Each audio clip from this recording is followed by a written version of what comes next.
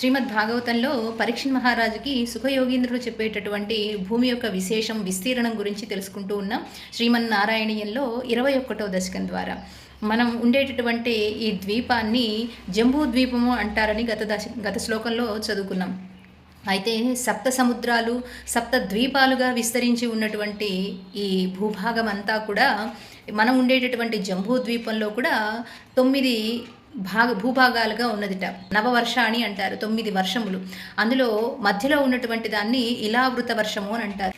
ఈ ఇలావృత వర్షానికి మధ్యలో ఉన్నటువంటి మేరు పర్వతం, మేరు అంటేనే అత్యద్భుతమైనటువంటి సువర్ణమయమైనటువంటి పర్వతం అనమాట.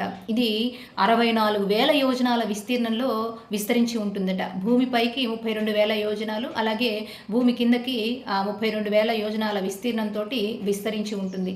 ఈ మేరు పర్వతానికి ఎగువగా దిగువగా తూర్పు పడమరలుగా ఈ మిగిలినటువంటి భూభాగం అంతా కూడా విస్తరించి ఉంటుంది.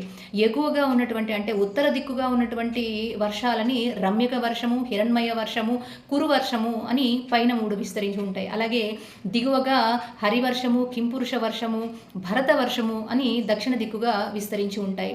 అలాగే తూర్పు పడమరలు, తూర్పు వైపేమో భద్రాశ్వము అనేటటువంటి వర్షము, కేతుమాలము అనేటటువంటిది పశ్చిమాన విస్తరించి ఉంటాయన్నమాట.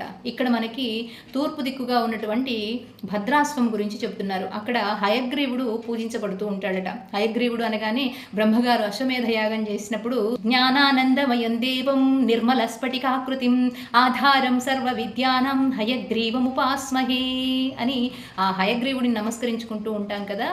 కల్పాంతంలో వేదరాశిని మళ్ళా వేదాలని తిరిగి తీసుకొచ్చినటువంటి హయగ్రీవ స్వామిని ఇక్కడ ఆరాధిస్తూ ఉంటారట. ధాశ్వనామక ఇలావృత్త పూర్వ శీర్షే భద్రశ్రవోర్భిర్ఋషిభిః పరిణూయమానం కల్పాంతగూఢ నిగమోద్ధరణ ప్రవీణం ధ్యాయామి దేవ హయగ్రీవ శీర్షతనుం భవంతం. హయగ్రీవ శీర్షం, హయగ్రీవం అంటే గుర్రముఖంలో ఉన్నటువంటి స్వామి కదా. అటువంటి శిరస్సు కలిగినటువంటి భగవంతుణ్ణి నేను నమస్కరిస్తున్నాను అంటున్నారు. ఎక్కడ?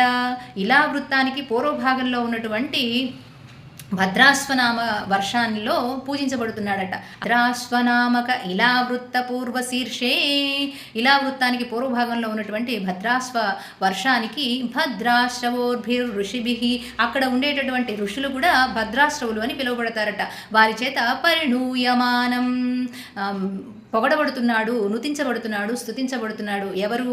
కల్పాంతగూఢ నిగమోద్ధరణ ప్రవీణం, కల్పాంతంలో వేదరాశిని రక్షించినటువంటి హయగ్రీవమూర్తి. ధ్యాయామి దేవ, అటువంటి స్వామిని నేను ధ్యానిస్తూ ఉన్నాను.